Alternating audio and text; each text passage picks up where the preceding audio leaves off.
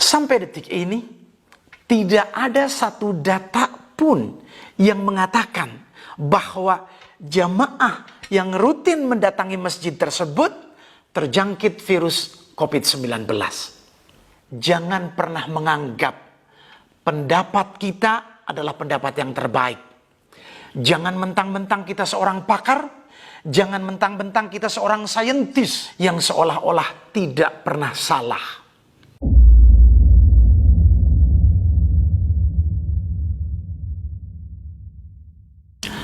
Selamat datang di Holistic Indonesia TV. Tubuh Anda adalah dokter yang terbaik. Bapak dan Ibu sekalian, ada kisah yang sangat menarik di kota di mana saya tinggal, yaitu di Pasar Rebo, di Kabupaten Purwakarta, Jawa Barat. Ada sebuah masjid peninggalan dari nenek moyang keturunan Yaman yang dikenal dengan Masjid Ar-Raudloh, yang di sekitarnya banyak hidup warga keturunan Yaman. Masjid itu cukup besar dan letaknya berdampingan dengan Pasar Rebo yang hiruk pikuknya paling sibuk dan selalu dipadati oleh orang yang melakukan aktivitas jual beli setiap hari. Dan pasar itu merupakan pasar terbesar di Kabupaten Purwakarta. Masjid terletak sangat berdampingan, bahkan berdempetan. Yang menarik adalah selama wabah COVID-19, masjid itu satu hari pun tidak pernah tutup dari melakukan aktivitas sholat berjamaah. Dan mereka melakukan sholat berjamaah dengan saf yang rapat, mengikuti sunnah Nabi. Bahkan tidak sedikit jamaahnya yang sudah berusia lanjut, di atas 60, bahkan tidak sedikit di atas 70 tahun. Di masjid tersebut, selama era wabah, bahkan ketika masuk bulan Ramadan, jamaahnya semakin banyak karena banyak jamaah dari daerah lain datang ke masjid itu. Karena di daerahnya, masjidnya sudah pada ditutup dan dilarang melakukan aktivitas sholat berjamaah. Mereka melakukan sholat berjamaah dengan saf yang rapat. Tidak melakukan jarak ketika melakukan aktivitas sholat. Karena sunnah menganjurkan seperti itu. Jamaah masjid tidak pernah membahas tentang wabah di dalam masjid. Mereka datang dengan niat yang tulus, hati yang bersih dan bersuci, tanpa dihinggapi rasa takut dan cemas berlebih akan terjangkit wabah penyakit. Ketulusan itu, niat yang baik, ternyata itu kunci untuk meningkatkan sistem pertahanan tubuh setiap orang. Ketika aparat daerah mendengar bahwa masjid ini belum ditutup dari aktivitas rutinnya, maka aparat kepolisian dan TNI mendatangi silaturahmi kepada imam masjid yang sudah sangat sepuh dan berdialog, bertanya dan meminta kepada imam tersebut agar masjidnya ditutup untuk terhindar dari resiko terjangkitnya wabah COVID-19. Lalu imam itu menjawab dengan bahasa yang cukup bijak dan menyampaikan keterangan pada aparat. Bapak-bapak yang saya hormati, masjid kami persis bersebelahan dengan Pasar Rebo yang cukup besar, di mana dari pagi sampai sore dipenuhi oleh aktivitas orang jual beli, di mana berjubel masyarakat di pasar. Mereka datang ke pasar tidak bersuci. Pasar tempat yang sangat kotor, hiruk pikuk yang setiap hari berjubel di pasar dengan resiko yang jauh lebih tinggi. Kenapa pasar tidak ditutup sedangkan masjid tempat kami beribadah harus ditutup? Sedangkan kami datang ke masjid dengan bersuci, membersihkan tubuh, berwudu dengan niat yang ikhlas, dan kami berpikir positif, husnudzon billah, bahwa dengan bersuci, niat yang ikhlas, niat beribadah, kami berserah diri kepada Allah, itu satu cara untuk membangun sistem pertahanan tubuh yang sangat baik. Dialog tadi, aparat tidak bisa memaksa masjid itu untuk ditutup dengan alasan yang sangat bijak dari seorang imam menyampaikannya. Dan yang menarik Bapak dan Ibu sekalian, ketika 10 hari terakhir di bulan Ramadan, masjid tadi mengadakan iktikaf sampai subuh. Jamaahnya jauh lebih banyak dari Ramadan sebelumnya. Bapak dan Ibu sekalian, iktikaf 10 hari terakhir dipenuhi oleh jamaah yang tidak hanya muda, bahkan justru mereka yang sudah usia lanjut datang memenuhi masjid. Yang menarik adalah sampai detik ini masjid itu 1 hari pun tidak pernah ditutup karena wabah. Tapi sampai detik ini tidak ada satu data pun yang mengatakan bahwa jamaah yang rutin mendatangi masjid tersebut terjangkit virus COVID-19.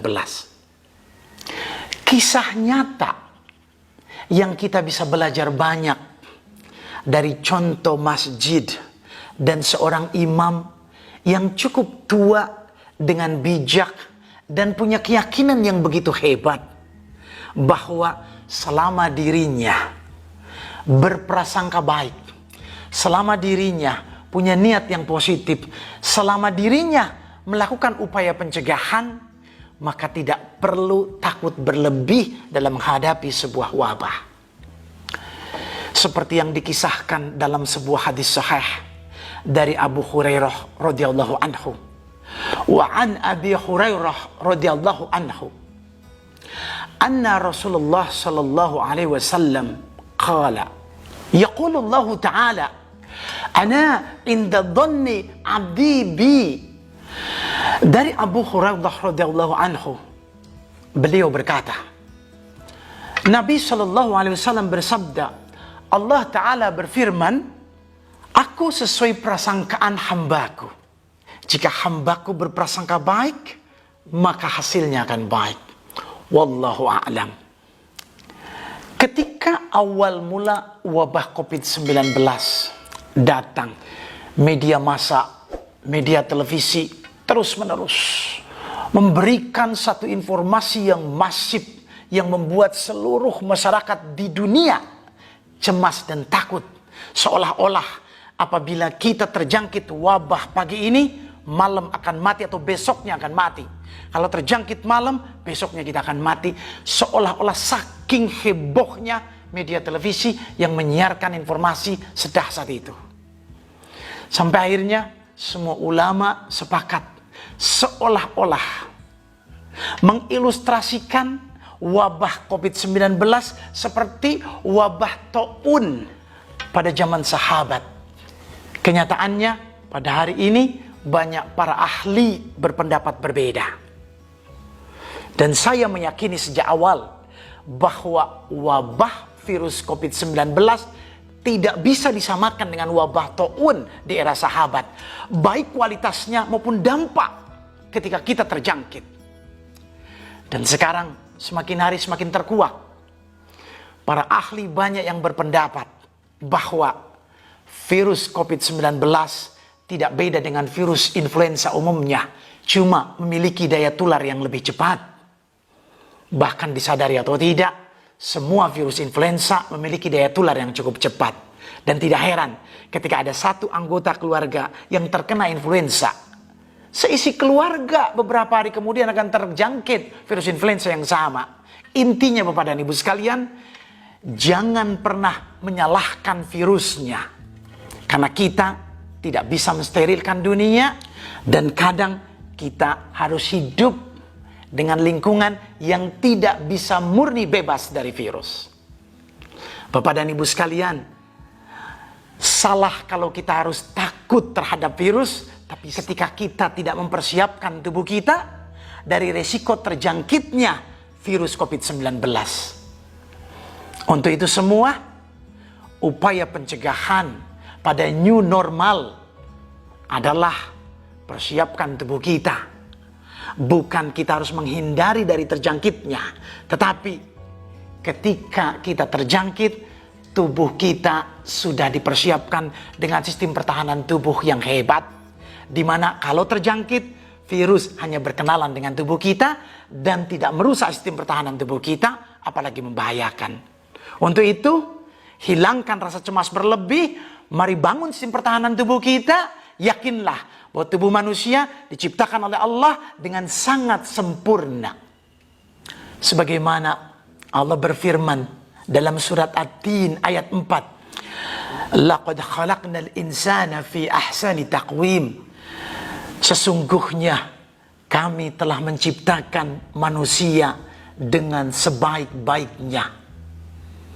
Maknanya, manusia diciptakan dengan sangat sempurna oleh Allah. Yakinlah bahwa tubuh manusia diciptakan oleh Allah dengan perlengkapan yang sangat hebat untuk melawan berbagai penyakit. Jangankan COVID-19, kalau ada COVID yang lain setelah COVID-19, insya Allah kalau kita belajar dari COVID-19, hanya imun sistem tubuh kita yang diciptakan oleh penciptanya untuk selalu mempersiapkan diri dan menata, memperbaikinya agar setiap saat kita siap untuk melawan penyakit. Bapak dan Ibu sekalian, apabila ada yang kurang setuju dengan contoh yang saya paparkan di sini, semua orang boleh berpendapat. Tapi belajar dari siapapun, kepada siapapun, itu yang harus kita lakukan. Maka jangan pernah menganggap pendapat kita adalah pendapat yang terbaik. Jangan mentang-mentang kita seorang pakar, jangan mentang-mentang kita seorang saintis yang seolah-olah tidak pernah salah. Undur ma qala wala tandur man qala. Dengarkan, lihatlah apa yang disampaikannya, bukan siapa yang menyampaikannya. Di sini saya bukan siapa-siapa, saya hanya belajar dari keadaan di lingkungan sekitar saya. Kita hanya diberikan ilmu oleh Allah sangat sedikit sekali. Lebih banyak kita tidak tahunya tentang tubuh manusia ketimbang tahunya. Belajar dari siapapun dan kepada siapapun, itu yang harus kita lakukan, karena setiap orang selalu diberikan kelebihan yang berbeda-beda oleh Allah, sekalipun dia seorang petani yang tidak sekolah. Terima kasih. Belajarlah berbicara dengan tubuh. Tubuh Anda adalah dokter yang terbaik. Wabillahi taufiq wal hidayah. Wassalamualaikum warahmatullahi wabarakatuh.